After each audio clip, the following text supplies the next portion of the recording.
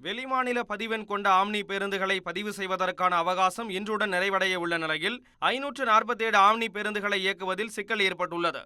தமிழ்நாட்டில் வெளிமாநில பதிவெண் கொண்ட 547 ஆம்னி பேருந்துகள் விதிகளை மீறி இயக்கப்பட்டு வருகின்றன. இதனால் அரசுக்கு வருவாய் இழப்பு ஏற்பட்ட நிலையில் வெளிமாநில பதிவெண் கொண்ட ஆம்னி பேருந்துகளை பதிவு செய்ய வேண்டும் என்று போக்குவரத்து துறை உத்தரவிட்டது. இதற்கு ஏற்கனவே 6 மாதம் அவகாசம் வழங்கப்பட்ட நிலையில் கடந்த வெள்ளிக்கிழமை முதல் வெளிமாநில பதிவெண் கொண்ட 547 ஆம்னி பேருந்துகளை இயக்கக்கூடாது என்று போக்குவரத்து துறை ஆணையிட்டது. ஆனால் தொடர்ந்து 3 நாட்கள் விடுமுறை வந்ததால் அமைச்சர் சிவசங்கரிடம் ஆம்னி பேருந்து உரிமையாளர்கள் பேச்சுவார்த்தை நடத்தினர். இதனைத் தொடர்ந்து பதிவு செய்வதற்கான அவகாசம் செவ்வாய்க்கிழமை வரை நீட்டிக்கப்பட்டது.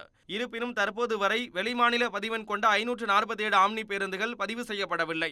இதனால் இன்று மாலை முதல் வெளிமாநில பதிவெண் கொண்ட 547 ஆம்னி பேருந்துகள் இயங்குவதில் சிக்கல் ஏற்பட்டுள்ளது. இந்நிலையில் மேலும் 3 மாதம் அவகாசம் கேட்க ஆம்னி பேருந்து உரிமையாளர்கள் முடிவு செய்துள்ளதாக தகவல் வெளியாகியுள்ளது.